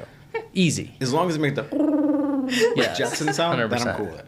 That's all that Okay, matters. you give me a scooter that makes that sound. I'll take Well, I it. was told that Teslas, you can download like sounds for the horn to change that now. Like you can change it where I've heard people like make like different sounds as they honk their horn. Oh, that's Yeah. fun. Be like your calling card. Yeah. I don't know if it's true, but I heard that that's true with Tesla. That'd be awesome. Yeah. I don't even know where we were. or I what don't we know. were That doing. was fun, though. Yeah, that was fun. Tangent. This is literally like if we didn't have something to do and we didn't want to be super productive or not productive at all whatsoever for the day, I feel like Rennie I think you can do it with most people, and I could do it with most people also. Yeah. You stick the two of us together and It's dangerous. and watch out, because I think the key is just knowing or believing that you're not ever going to have all the answers. Right. And what somebody says, whether you believe it or not, or believe in it or not, it's still valid because it's a thought in their mind, and that's 100%. okay. You could completely disagree with everything that I do, but if we can sit here and still talk about it, that is where the world is missing. Right. Well, that's what the world needs to get back to, Right. because over the past 3 years, there's Junk. been so much division that has Absolutely. happened That's all they're on doing. purpose Oh my God. to yeah. divide everybody And it's both sides. and make make me think that that person is evil and I'm not going to talk to them because of that, or them think that of me. And now all of a sudden there's this huge divide, and it's stupid. It is stupid. It is stupid. It's genders, it's identifying as this, that, the other. It's whatever it is, and it's driven by Labels. right? It's Labels. right? Which are crutches. We started which with destroy everything. labeling kids with ADHD And back now we're then, labeling and them Democrat, Republican, Independent. Now we're labeling these and things. a boy and a girl, and It's all labels. he and a she, and Instead of you just are. instead of you just are. Yeah. No, this is good. Yeah. Yeah, I think that going back to the conversation thing, you're saying having these deep conversations, which I'm so excited about this podcast and what we talk here, and I love these tangents because I go back to is one of the most inspiring places I think I've ever been is. You're gonna think it's silly, but I went to. It's in Fort Myers, Florida. It's the Edison Ford. They have this like land that Edison had in Fort Myers. And it was pretty cool because you can see their mindset and their thought process when they had this barn. And then you can tell they did all these inventions. They had a first underground pool on this campus. And yeah, Edison actually took Ford's house here from Detroit, I believe it was, and moved it all the way to, back in the day, all the way to Fort Myers. There's an island called Little Bokeelia Island that they had out there, too. See, that would be amazing to me. But it was cool to A friend of mine owns that island now. Really? Maybe we have to go there. But what I thought was cool is like how they thought and they talked and they did things. And then the question I ask people is how many people do you actually know right now that are using their critical thinking and their creative thinking? And most people don't want to do that. We want to focus in. I'm not saying sports are bad, but we want to focus on sports or we want to focus in on one thing. But there's not this creative mindset. And we even watch TV shows these days. Back in the day, you used to watch, like, it sounds stupid, but even Gilligan's Island, like in like these certain shows where it created like them making things. But we don't even have creative shows anymore. It's more drama-based shows more than it is creativity. Like, hey, think about this. Like or adventure, like a sense of a young boy. I think about boys these days have a sense of adventure. How many adventure shows do you know that are adventurous besides Indiana Jones? Right. One of my favorite books, I think, was Call of the Wild. Yeah. I still, one of my bucket list things is I want to get dropped off and survive for 30 days. Somewhere. Yeah. I'm Yeah. talking smack dab middle of nowhere. I want 11 things. 11 things is what I bring with me, and that's it. And then you give me a radio, maybe don't. Yeah. But I want to survive. And I think it'd be so amazing. But we don't do that stuff anymore, unless we do it for TV. Right. But- Right, and then it's all produced. It's not really real. But to experience it Like, as a how real individual that is. person Yeah. yourself, you're I saying, think it'd be like, so spiritual, too. 100% it would. Even doing like a crazy, I don't know, 7-day water fast. Yeah. Or something like that. I know those. I mean, there's a lot, and you can do anything. But it would just be really neat to get kind of back into just, I don't know how to explain it. I think But I you know what I can mean. explain it. I think the way to explain it is getting Nature. back to who you are Yeah. instead of it being everybody telling you who you are. Yeah. I think that the world wants to tell you, you wear Nikes, you drink Coca-Cola, you go to McDonald's, and the more influence you have. I mean, I see it right now, and I'm going to be honest with you in podcasting. It seems every other day something influenced people to do podcasting. Right. It seems every other day I see somebody on social media doing podcasting now. Yeah, we're doing. And we're what doing you're- it. what We are doing. We're following And we the all line of do it, something. right. Yeah. Why? What I don't know. happened? We'll just stop the tape. We're done. Yeah, just stop. We're done. We're done. But no, for No. real though, it's interesting how that plays out, right? It does. Because that's how you reach, too, I feel like, right? And the other thing is, I think, and I believe that if you can make someone laugh, your influence, no matter what it is that you're trying to do, is going to be 10 times greater. I don't remember what speaker it is. I've only seen him maybe once or twice, but he does a lot of motivational speaking. And His he name's does it Rennie? with, but he does it with laughter. No, you're not that funny. True. But he does it in a way where it's like, I found that if you can make someone laugh, that they will buy into and or receive your message in a much better way. Right.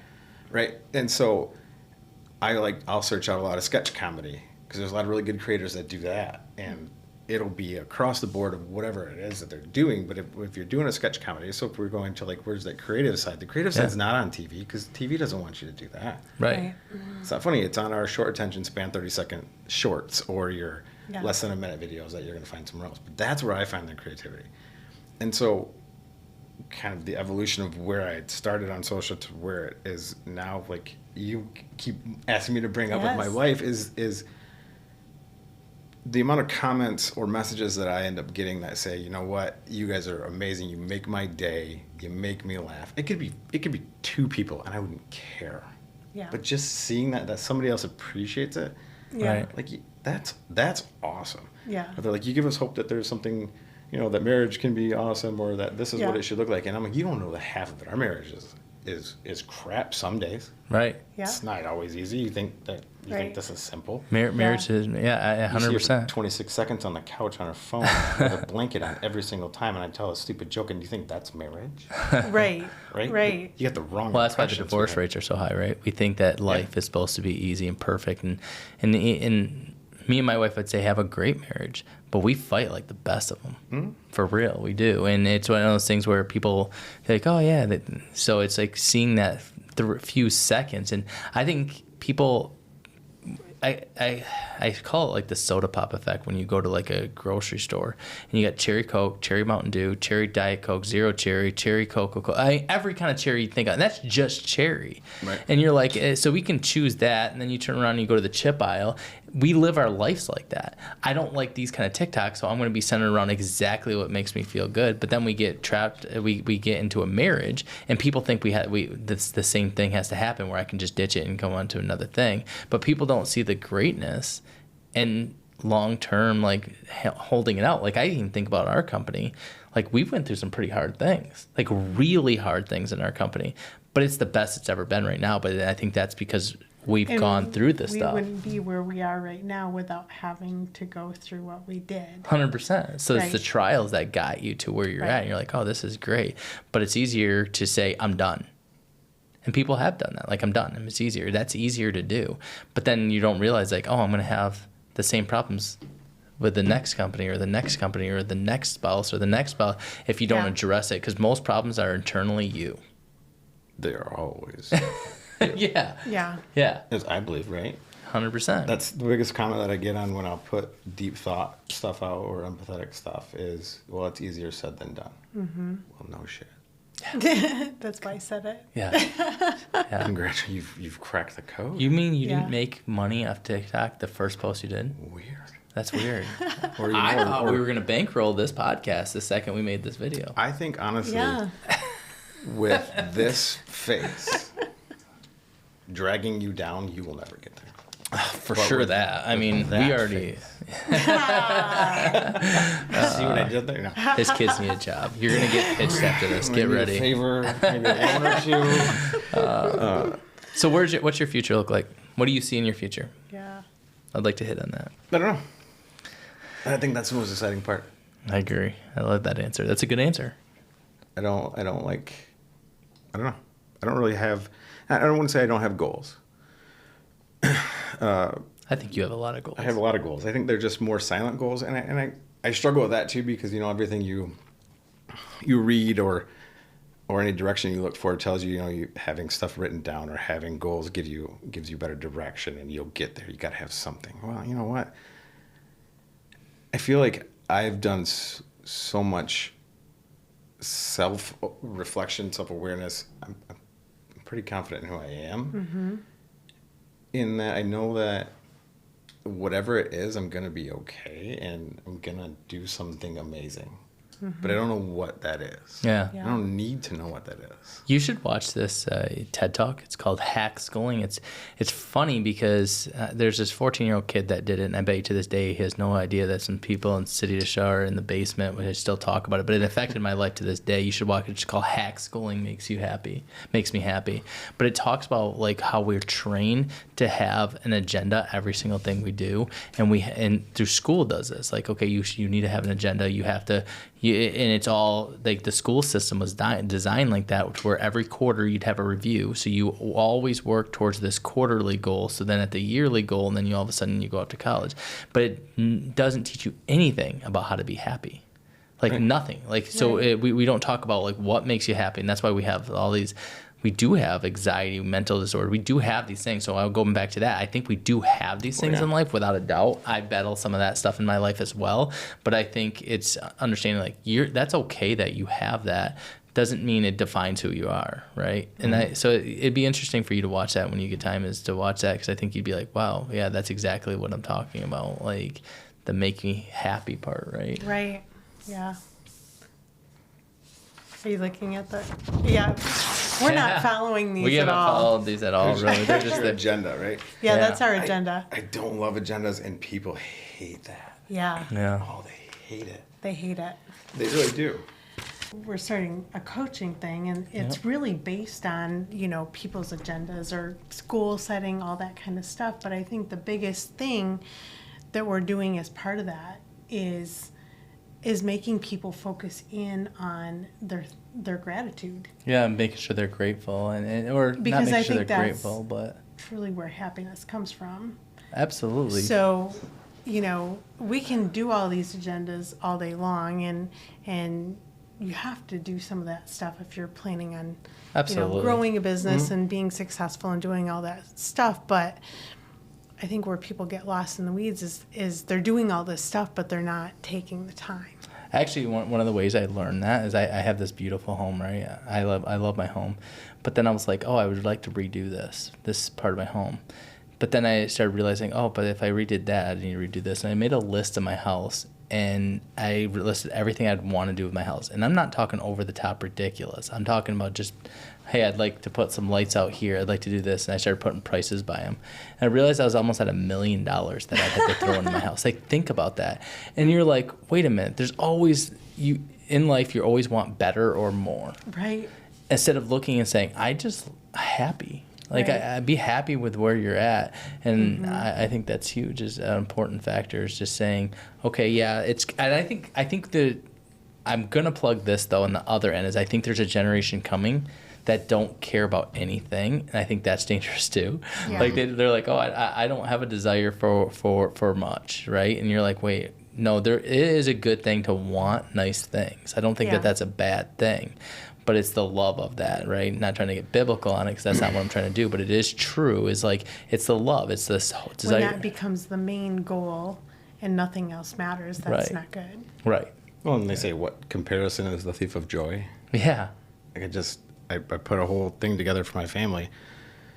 We've talked, right? And the direction that Big I'm going time. to take that has come to a head where that is taking place now. And in that, like, hey, here's where we're at, guys. Here's what we're going to do. This is the agreement that we're going to have. It's our household isms. Yeah. And if, I'll have to show it to you. I would love to see it. Yeah. It's just the way it is. It sounds like I'm reading it from, I don't know. I thought I sounded really good reading it the other night. But it was stuff like that. I was like, you guys got to stop comparing everything. My kids have some really, really well-off friends. Right. And we do just fine. But this is a whole different level. And so now it's, hey, I want a jet boat, or I want this, or I want that. And so there becomes that. It's hard as a dad, because as a provider, right, you feel like you're not giving them enough when you're actually giving them 10 times more than they really need. Right. But because of that Facts. comparison is going on, they're not happy. Well, it's expectations, right? And Right. I loved when you started this, you said, we have this agreement. And that's from Rennie. I stole that from Rennie. 'Cause he instilled that in me. And but that's, yeah. well, and that's part of the stuff that Yeah. we're learning too, is that we need to live in agreements with people and not in expectations, because that's when disappointment comes in. All your disappointment comes from Yeah. a failed expectation. Yeah, your kids are going to be disappointed if they're expecting you to provide at the same level as their friends, parents who are very, very well off. It just reminds me of the tough kid mentality that can, so the guy that can beat somebody up. There's always somebody that's going to be able to knock you out. Right.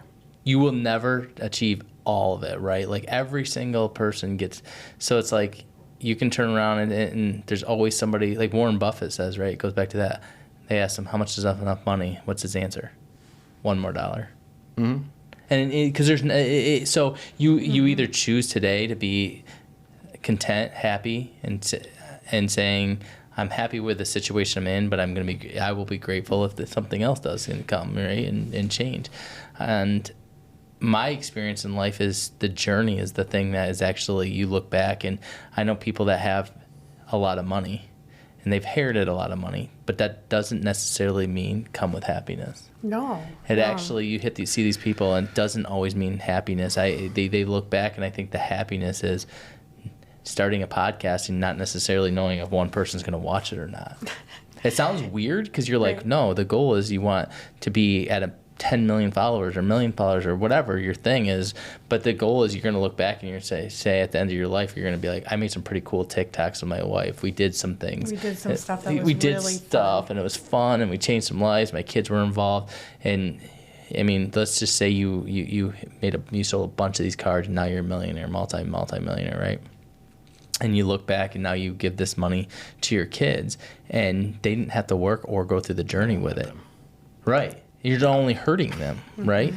I'll send it all somewhere else. Seriously. I really would. I'll have to share a video like that with you too. I've done them. Some artists will reach out and ask me to use their sound or something like that. And some of my best performing videos, I never even answered your question earlier, which one was my best one. But some of my best performing ones have been one where I surprised her and made it a song about her instead of like your sexual innuendo country song. Yeah. 90s country. And you could see the transformation in her face. And so I've done other ones where I've used a sound and do a bunch of editing and just pick clips, remove the sound from them, and have them flip between us. And those are some of the neatest things, just to watch my wife's face. And I get a lot of comments like, you can see the love, in her eyes for you. And I'm like, oh, wasn't yesterday, but, but You every didn't see her minute. look at me sideways yesterday. Yeah, right. But, when you really look at it and appreciate that stuff, Right. I think that's where it is. And I say I don't like agendas, and I don't love agendas, but I do have things that I know are going to happen every day because Right. I do them, or I have affirmations that are on the mirror Yeah. or on my computer desktop or something that it's always in front of my face, whether I'm actually truly looking at it, because 90-something% of our thoughts are actually subconscious.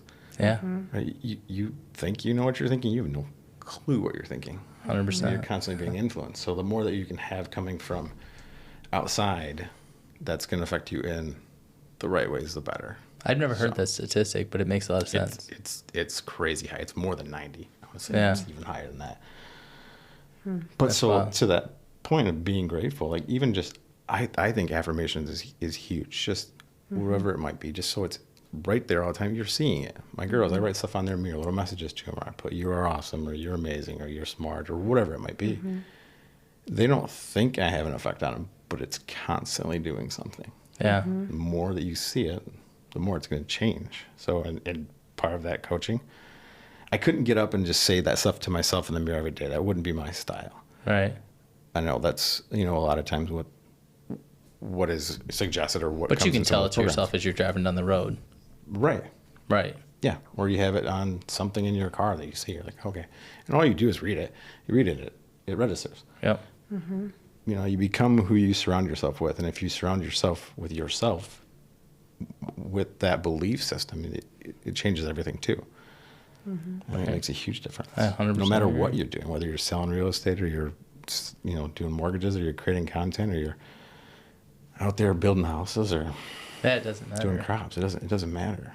But people don't want to put in the work or be open to the possibility that what they've been doing all along is wrong. That's a hard thing to do. Yeah, but we all are there. I agree. I'm not doing it all right. I don't think anybody ever is doing it all right. But being able to be super, super, super introspective and self-aware of something. I lose my temper a lot with my kids. I think it's a dad thing, whatever. I could be way better. I don't say that to them all the time. I do, so that they know that I'm thinking of it and that it's something that I'm working on, right? But I'm like, okay, well, I reacted this way, and that's what drove this whole situation. Yeah. Mainly that's the kid thing, for sure. Actually, one things you're doing it right in life is when you have mistakes. Because you know that whatever you did wasn't right, so that was the right thing. Does that make Right. sense? And when you can admit it and go back. Right. So you're like, oh, Yeah. wait, I took a left turn. I was supposed to take a right turn. Well, I know for a fact now that it's not left, so it's definitely right. Right. The only way you're going to learn is to be wrong. Yeah, 100%. Yeah. How would you learn if you're always right? Right. Yeah. I don't know. Maybe there's a better way, but you would never know if you didn't try it. So what was I thinking about that this morning, maybe? I don't know, sometime on the way to BNI, which is out on Nab in the Beltline, coming from Hudsonville. Mm-hmm.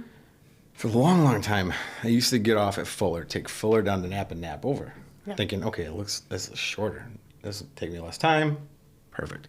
One day, for some odd reason, I put it in Waze, and it takes me to the Beltline, Waze. down to Nap, and then there. And it was way faster, way less headache, because there was less turns, right? I didn't have to think so much, You I didn't guess. have to stop at stoplights. But it was like one day you're going to try it a different way and be like, I was wrong the entire time. Right. Yeah. And that's awesome. Because That now is I'm not wrong awesome. anymore.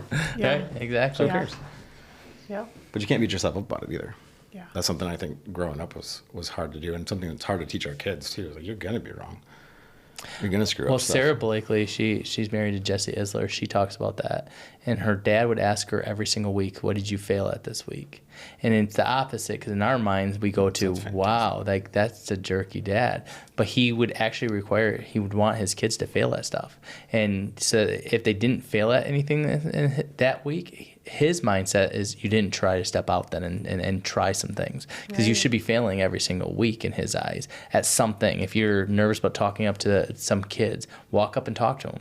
If you didn't do this, like there should be something, right? Where you're. And I was like, that's pretty That's very powerful. true. And he would do it to her every week. Like, what did you fail at this week? And most of us think of that as a failure. Like, oh, you're going to ask me. I don't, nothing. I didn't. Oh, and we think the answer we want to be, oh, good, you didn't fail this week. It's like, no, you made a mistake then. You need to be You need to be trying something. Like, Right. do something different. Make a post. Stand up and talk to some kids that you normally wouldn't, or step out and talk to the grocery store. Whatever. It doesn't matter what it is. You're going to get no's in life, and I think that that's something that scares people the most. Right. Is none of us want to hear the word no. Or I don't You like know, you, or anything. Like, you know, yeah. and especially if you're in a position where you're doing some sort of sales and Yeah. you have to, ask for the sale or whatever it is, and to hear that no, nobody wants to hear it. But when you reprogram your brain and you're like, okay, how many no's do I have to hear before I get to a yes? The no's don't matter Well, even anymore. then, the no's sometimes aren't people that don't like you. I think about like one of the best things my kid did was Nothing to do with you. umping. And there was a guy that stood on first base, right? And he was yelling at my kid, because my kid was a first base ump, about the call that he made. The funny part about it is, my kid didn't recognize, but that's actually one of our friends. Like, he's actually one of our agents, right? And he laughs, and it's like, but I think that's a great thing, because just because somebody doesn't agree with you on your call doesn't mean that they don't like you. They care for you. They it's like they might just sit there and say, I don't have to like everything you do. Right. I don't. And actually, I'm better off if I do. Then it's like I'm just hanging out with myself, and there's no point in it, right? Some of my people that I love being around the most are the people that are different than me. They actually will call me out, or they'll be like, to get me to think a different way. But I don't think that's most of the world. I think most of the world wants people just to reaffirm their crazy thinking or whatever they want. And it's like, well, no, you're wrong. Like, They're stock in everything. That's why I think I love talking with you so much when we get into our sidebars and go down whatever direction. I mean, I texted you back the other day when you said that was awesome conversation. I was like, man, I needed that more than I ever knew. Right. With our conversation, and it made a difference.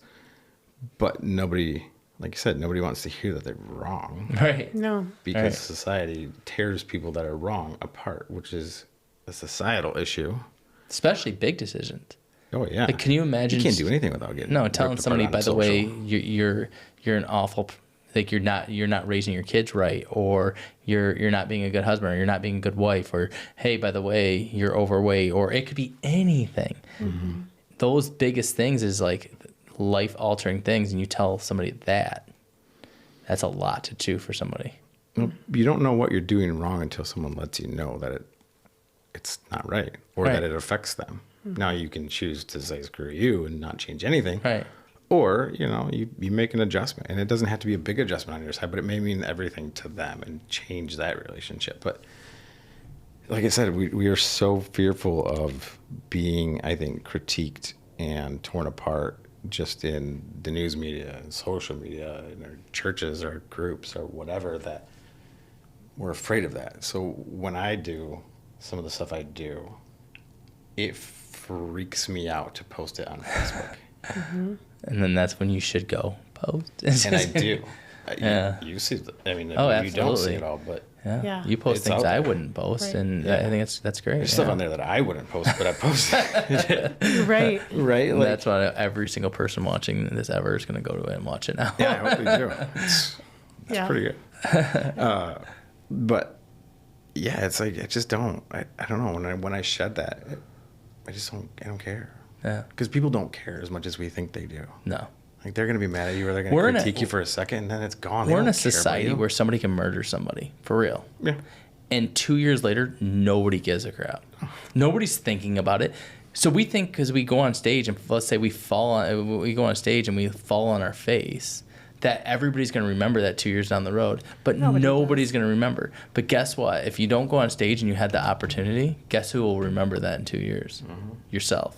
Because you could have went on stage and you could have done something. You could have tried something. You could have impacted somebody, and that's just a fact. So it's worth stepping out and trying stuff. And yeah, it's yeah.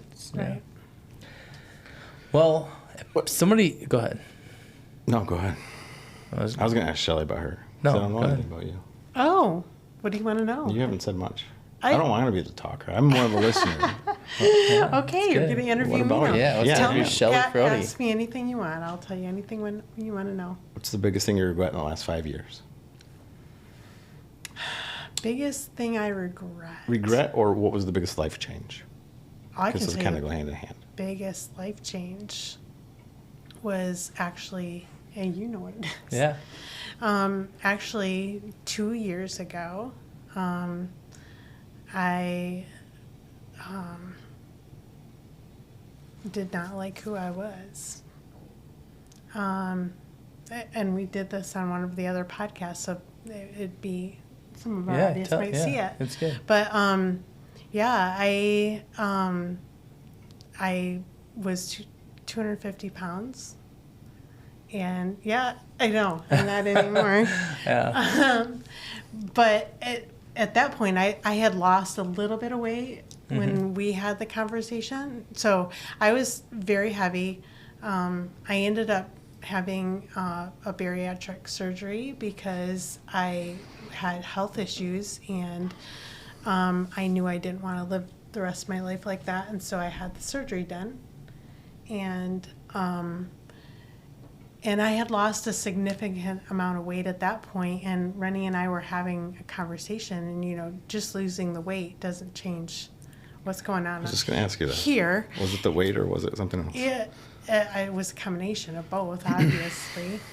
And I had told Rennie that, he came in and was talking to me one night, and I'm like, throwing up, spewing all the things I was mad about. And he told me, maybe you should go to like this Christian women's conference or something like that. Aaron loves to go to those things. Yeah. Maybe you'll like that. And I looked at him and I'm like, look at this, Rennie. Does this look like somebody that would enjoy going to a Christian women's No, your conference? words were, I'm not about to go to a conference where everybody bitches about their husbands. Exactly. I did not want to be That's what you said. in Exact a words. room Excuse my with language, 1,000 other women that I know are just there to get away from their husbands and children for the weekend. Right. That is not what I need, and I am not going to go do that. Right. And I think you were a little bit like taken back and didn't know how to help me. Yeah. And then he said to me, well, maybe you should Google it. I said that. I was He like, did. because I was having like, me Yeah. and Shelley's always been close, but we ran into a section where I'm like, I noticed that, and that's what you should do is I think we're afraid to have those tough conversations. And there was a point where I noticed Shelley, when she's at her top of her game, she can take the world on. It's the craziest thing. But we went through years where I'd be in a board meeting, no joke, and I'd look over and she'd be sleeping in the middle of a board meeting. She wasn't, like, that's not her on any level whatsoever. So then that's when I went in her office. I was like, we have to talk, right? Right. Like, you need to do something. I don't know if it's a women's retreat. I don't know what you need to do, but something has to change. I don't care if you have to, what you got to do, but something has to change. Yeah. And then and we couldn't come to like an answer of what it was. I was like, maybe you should Google it. You challenged me, Yeah. and then you said, I don't know how to help you, but you should Google it. And I'm like, okay. Exactly what I said. So he left, and I did Google it. And, of course, there all these typical women's conferences came up. And I'm like, this is not what I need. This is not what I want. And left. And then a month later, I did it again. And a month later, I'm laying in bed. I should be at work, but I'm laying in bed. And I'm scrolling through Facebook, just wasting time. I should, You should have been doing other things. I should have been doing other things. And this video comes on, and it's this big Polynesian guy. He looked like The Rock. The Rock. Dwayne Johnson. Dwayne Johnson. Okay. He looks like The Rock, and he's like yelling into the video, like I say right with the camera, and he's saying, "Are you a woman that feels unfulfilled, and woman CEO, and like all these things?" And I started to cry immediately, like cry. And so he said, you got to watch this documentary. It was like an hour long. I watched the documentary. About halfway through, I knew it was for me, and you had to fill out this application. So I pushed the button to fill out the application, and the first question was, did you watch the entire documentary? Well, no. Of course you didn't. You got better things to do. I got better things. So Sitting and I scrolling answered through no, and it kicks you back. Denied. It kicks you right back to the documentary and makes you watch it. And I was a little pissed when that happened, but then there was something in my brain that said, this is exactly what I need. These people are serious about this, and this is what I need. So I watched the rest, filled out the application. They ended up calling me. Long story short, I went to this thing called Shield Maidens. Mm-hmm. And it was a week-long thing where it's basically Navy SEALs type stuff, carrying around 50-pound bags of Pushing you down the water. And yeah, and it was Tear amazing. you down to break you up, Yep. or to build you up. Yeah. It was amazing. Break you up. Break you up. There's a lot to be said for that. Yeah. That's cool. Yeah. So, yeah, that was my most pivotal. So all you moment. out there that don't think that you can come back from this, you can. You can. And you can come back absolutely. stronger than you ever have. I would say, I'm honored to be following you now, which is it's crazy, right? Like in the beginning, it was like, there was years like I couldn't stand being around her. Yeah. It was hard, and it's just amazing how you can come back around to be like a leader that people want to be around and can't wait to see next, and that's unusual because I would have never thought that, right? Like that would come back around, but it is. And I think that comes down to people's marriages too. Yeah. I think some people will be going through rough patches of their marriage and they're like, oh, I can never bring that back. And I've seen people where their marriages are stronger than they ever have been, even before when they first started dating and they had the Google ads. And I think that is a real possibility. And people, I'd love to hear, I like people hearing that as well, is that those opportunities do come back around. You just got to put the work in. You got to put And that's the work what you in. chose to gotta do. do the You work. chose not to give into it, but you said, I'm going to put the work in. Yeah. Absolutely. I'll have to come back on in 6 months or a year and talk on that side of things too. Yeah. I think that's I watch a lot of that stuff because I do marriage comedy, right? But Right. then that also, you have to understand how people work. I just love people. Like, it would be really cool to sit and have you Yeah. just blah, right? Yeah. That's kind of what Rennie and I do. Yeah. And that's where your best relationships come in life, I think, is that real raw, like, who am I kind of stuff. Right. And so, like, I'll do, like, pet peeve funny videos. Yeah. Or my wife's critiquing me all the time, which you go down all sorts of avenues with pet peeves and relationships in general. But there was something that came across my feed the other day that was talking about when your wife is critiquing you all the time, she is missing something from you. And so I really kind of started to think about that. I was like, you know what? Yeah. All right. Fair. Let's go. And to kind of But that dove attitude, down that thing. second you just said that small little thing you just said is the game changer. Right, but how do we bring that to people? Right. Yeah. Like, how do I? That's what It's I not want to know. fair. I don't think people do that. Oh, I love that word. I don't- It gives you an excuse at the same time, but it also lets you accept it. Right? But All it's right, fair. true. You did something there to me, and I don't want to miss that. Is how powerful what you just said. You heard something, instead of being, ugh, screw that. You were like, fair. Yeah. I don't know what that means. I'll take it. I receive it. I'll choose what I want to do with it. I'm not going to do what maybe you said I'm going to do, but I Well, it's receive. just like the day you came into the office and was talking to me. Yeah, I didn't have any answers. I was just like, I'm something. sure you weren't relishing coming in and telling me that I was being a screw up. Right. Right? That's true. Yeah. Nobody know? loves that. It's awful. Yeah. Right. And yeah. Yeah. It's just amazing. And Accepting. and that's of what makes that. you a champion. Right. And I didn't want to cut you off, but that's what made you a champion, and you at that time, because you're like, I don't have the answer. Fair, gotcha. Process, and I think I don't believe a lot of people do that. It's easier just to cut it out. The soda pop effect. I just go down to the next pop. Mm-hmm. Yeah, out of sight, out of mind. People 100%. ignore. I won't get into that. But just even in the lending world, you get people that are going through stuff, especially working with divorce lending stuff, where it's Right. like they don't want to face it, but they need to face it. And so sometimes it's even just me being like, listen, suck it up, buttercup. Put your big This boy is what pants I on. need. Yeah. Because if you don't do this, you're going to regret it. You're going to miss out on this. You're going to drag this around with you longer. Blah, blah. I don't have any degrees. I don't have anything. But what I know is I know people and I know how they work. And then what you're doing is going to hurt you longer in the process. And it may not even be alone. Right. A lot of these just end up being conversations in the beginning. People just need to talk. And I gather a lot of information from that. But Yeah. sometimes people just need a swift kick in the ass to get their butt moving. Right. Boot You know, camp. like yeah. when you were, I should have been at work. I should have been at work. No, you probably shouldn't have been at work, because if you were at work, you would have been on your phone. You would have seen that video. You wouldn't be where you are today. So everything has some sort of an effect, Right. Yeah. Right. right? Absolutely. Yeah. Yeah. If somebody was impacted by what you said today, where do they find you? Like if You can search up Steve Wiltz. Most of my stuff I have, so SEO, analytics, we talked about that. I love that stuff. yeah. I've found it works really well when I have Steve Wiltz, CDLP, which is my certified divorce lending Yeah. professional certification that I have that I do with the divorcing stuff.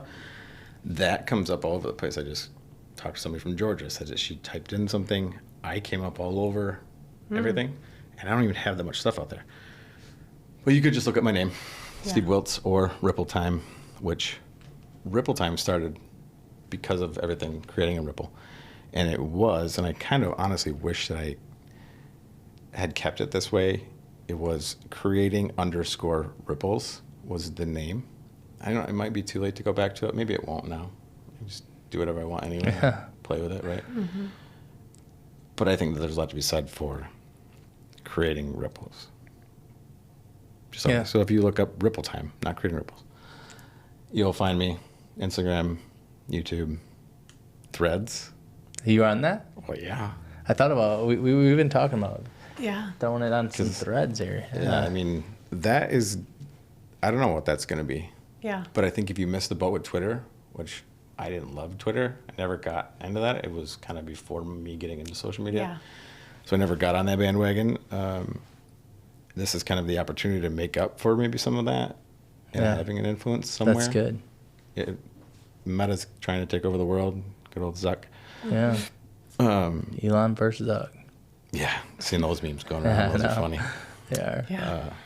So yeah, Ripple Time. That's All awesome. one word. Nice. Nice. Well, we have a tradition here.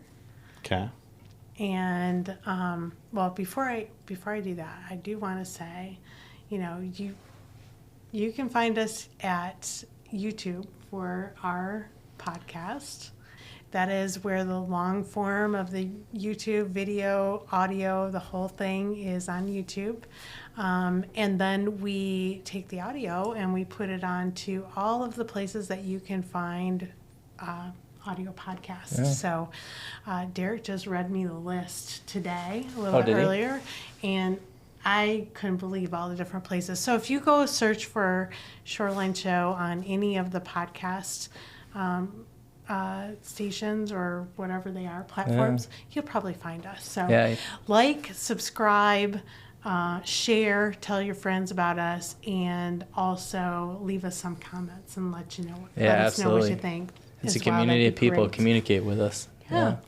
So we have a great little tradition here, and it is a message in a bottle. So our last guest wrote a message and put it in the bottle for you. Okay. And so you can take that message And we out. truly have no Do idea they what know it who is. it is coming up next? Nope, they don't know don't. who's coming in, and we don't know what they wrote. We have no idea. So you can read that.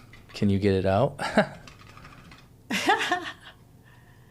Is it coming out? No. Mm-hmm. Can you make it happen? This is the whole fun part about it. You Yeah, gotta see this if you, is the fun part. You get to see us trying to get the Are you message able to out. do it? He'll get it. Yeah, it will come. He's got it. We There it believe is. in I you, see it Steve. right We there. believe in you. Not this pen. It's horrible. Did it go back in? Yeah. That's why when you go to do. This is all your fault. You have nails, You want though. me to get it? Yeah, let me get Okay. him to get it out a little bit. You get it out a little. there we Oh, go. there you go. And You then got it. when you do got it, you just gotta make sure you roll it tight for the next person. Did you? This will be great bloopers. This actually will be. a This will great be bloopers. fun. Okay. All right, fast forward. We're 2.5 hours into the taking this out. I'm sorry that this is taking longer. So go ahead and read it, and then respond. Read it out loud so we know what it is. Yeah. The show was so much fun for me. This quote is powerful. How would you answer this? What great thing would you attempt if you know you could not fail? What is holding you back from chasing this great thing? Nice. That's cool. How would I answer that? So I have this reputation on TikTok and mainly on TikTok because I don't really go live on Instagram, and I don't on TikTok anymore. When I did, I asked the questions like, that's my thing. It was like, okay, so was it really the weight holding it back, or was it the mental that was driving this and this and this and this? And like, I will call people out on their shit all day long, and I love Facts. it. You've done it to me. But in a night, right? Like, I think I do it pretty gently. That makes you think. Like, they will always pause. We'll be on a live, and most of the ones that I enjoy being on are like getting to know you ones, or they're asking those questions that are like this, like, what's something great that you wouldn't or that you would try if you couldn't fail. And so those kind of questions, that's my jam. And so I've answered this one before on social, and I don't remember what I even said. Or I think about things like this too. I honestly think I would attempt to just strictly do social media and creating and not have the other side. Not that I don't enjoy, because I think there's I get a lot of good feeling out of helping the situations that I do now. Yeah. I'm not really an order taker so much. It's more of a direct to consumer thing, direct to the people that are out there who need that advice, helps people that they just don't know. So not that I don't enjoy that, but I think it would be something bigger than that. I would love to go and do talks, motivational talks, and it would be neat for me to see myself kind of morph or, change over time in how that delivery was. Because I've always said, I'll put, some of my other videos will say like, hey, yeah, I'm really glad that you climbed Mount Everest, but tell me how you survived the crazy anxiety breakdown where you didn't want to get out of bed because the world felt like it was closing in on you. You couldn't breathe. And you were so depressed that all you wanted to do was sleep. Yeah. Right. How'd you get through that? I don't give Yeah. a shit about Mount Everest. Yeah. Who cares Right. about Mount Everest? So Yeah. I don't know if you're editing the swear words out, but I'm just using little ones. Yeah. It's all good. No, it's good. But that's always been something of mine. I think I have a really good, I believe that I have an inspirational way of saying things. That would be so fun to me. to go I around, think you because should go do that. it would be so scary. But that, I love that. Like, I actually talked to a guy last night that's what he's doing. And I come to find out that some very large creators that I'm friends with on different channels do that, and I never knew that. Yeah. It doesn't show in any of their videos. It doesn't do anything like that. So I'm like, how'd you get the gig? Like, hook me up. Let me come be a guest. Yeah. I'll sit up there with you, you know? And I think, too, it's just asking. I think I should do that. I think it would be awesome. I think would you be. should. But the scariest thing is not providing for my family. Yeah. And there's that chance. But shoot, there's that chance right now, too. Right.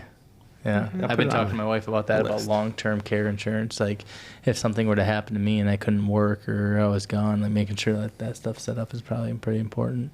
I think it'd be fun. This is the nice thing about creating. I can tell jokes from a hospital bed halfway almost, gone. That's facts. Or whatever. Just hook this just up to the thoughts, side of that. So, yeah. That's awesome. Well, it's your turn to write one up.